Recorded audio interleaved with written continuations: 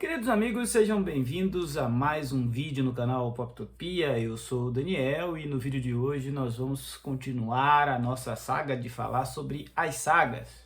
Falaremos hoje sobre a saga do Homem-Aranha volume 5. Essa segue firme e forte, chegando nas bancas e na casa de apostas aí dizem que vai muito longe. Tomara que sim.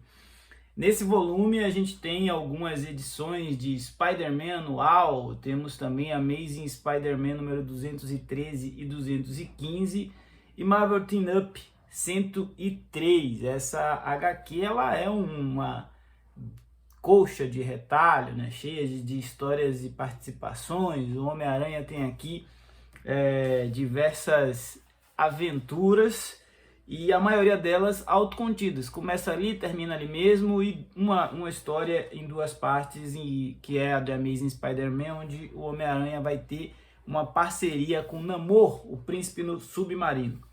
São edições de 144 páginas com capa cartão e o preço de capa é R$ 39,90.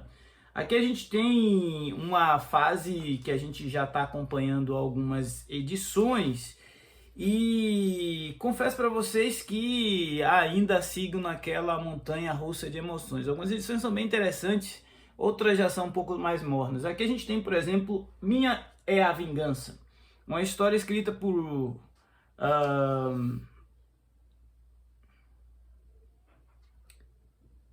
Aqui a gente tem uma história intitulada Que Minha é a Vingança, escrita por Ralph Macchio, com a arte de Jim Mooney.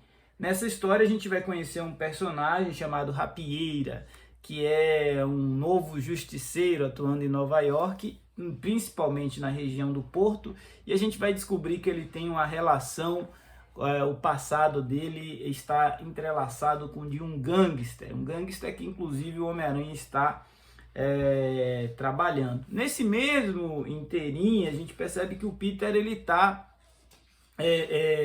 com uma vida um pouco mais estabilizada, morando sozinho, já um pouco independente da tia May, e isso mostra que a Marvel tinha planos sim de amadurecer o personagem, né? Pelo menos nessa fase aqui. Essa história com o Rapieira é uma história com início, meio e fim, autocontida, né? Saiu um anual. E o que nos leva à segunda HQ dessa edição, que é uma das que eu mais gostei aqui. Uma história de um Marvel Team Up, onde Homem-Aranha e Homem-Formiga atuam juntos. Escrita por David Michelinie, com arte de Jerry Bigham. Aqui a gente tem o Scott Lang, sendo o Homem-Formiga da época, e procurado por um amigo que estava treinando em uma academia especial. Ele foi inclusive convidar o Scott Lang para ir para essa academia. Acontece que essa academia tem um dono bastante conhecido atualmente no universo Marvel, mas que na época era um estreante. Estou falando do treinador. O treinador tinha seu empreendimento e ele conta isso, ele verbaliza isso na história enquanto dialoga e luta com o Homem-Aranha, que o empreendimento dele era ensinar marginais de rua, meia boca, a se tornarem guarda-costas de gangsters, né? E obviamente a união entre Homem-Aranha e o Homem-Formiga vai dar cabo dessa academia do treinador, que ficou marcado para mim nessa história como um personagem bastante verborrágico, né? Ele explica o plano, ele explica os golpes. Esse golpe eu aprendi com o Capitão América, aquele golpe eu aprendi com o Demolidor, o outro golpe eu aprendi com o Gavião Arqueiro, e assim a gente vai entendendo que ele na verdade cataloga, né, o estilo de luta. Não foi a primeira aparição desse personagem, mas foi a primeira vez que ele enfrentou o Homem-Aranha, talvez por isso a gente tenha visto toda essa apresentação tão didática. Na sequência, a gente tem Amazing Spider-Man 213 e 215, onde o roteiro é de Denny O'Neil com arte de John Romita Jr. Um John Romita ainda distante do John Romita quadradão, do John Romita de linhas mais duras, né? E é nessa história que a gente vai ver ou rever o Peter Parker tentando se reaproximar ou mais uma vez dar uma chance para Deb, também exercitando ali toda a sua independência, tentando lavar seu uniforme, ou seja, tem coisas rotineiras na vida de um homem solteiro, né? Marcar um rolê à noite, mas ao mesmo tempo lavar suas roupinhas, organizar a sua casa e quando der, ele põe o uniforme de Homem-Aranha e vai combater ameaças como a do Mago.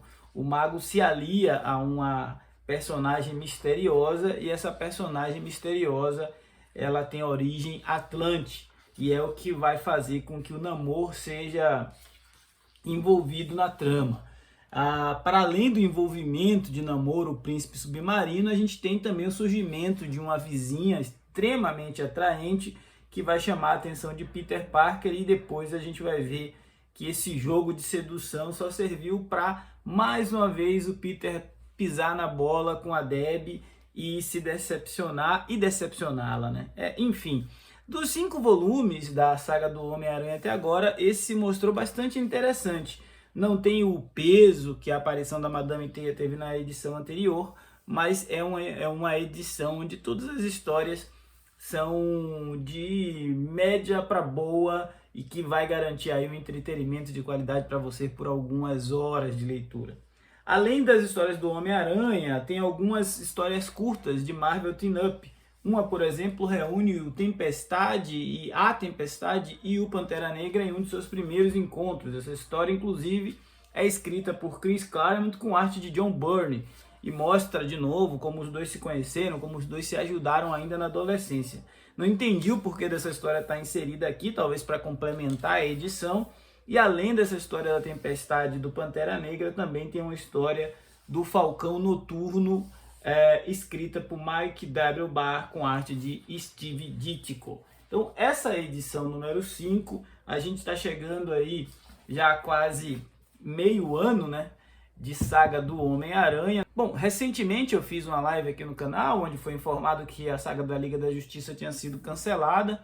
A gente percebe que as sagas da Marvel estão tendo aí uma satisfatória evolução, né, no que diz respeito à continuidade. A saga dos X-Men está indo já no número 15, a saga do Demolidor também já vai no número 14, e a gente tem aqui a saga do Aranha caminhando aí, a saga dos X-Men já está aqui a 15 para fazer o review. A saga do Homem-Aranha vai caminhando aí para meio ano de publicação. Tem espaço para mais material, mas é preciso que a Panini faça esse ajuste sim, porque afinal são R$ 39,00 e 8 títulos a R$ 39,00, mesmo que algumas sejam bimestrais, pesa no bolso do colecionador. Então eu entendo que alguns títulos, quando passa o auge daquele criador que foi o foco, né, daquele material ter sido lançado, as vendas devem cair e a editora opta por dar oportunidade a outro personagem, né?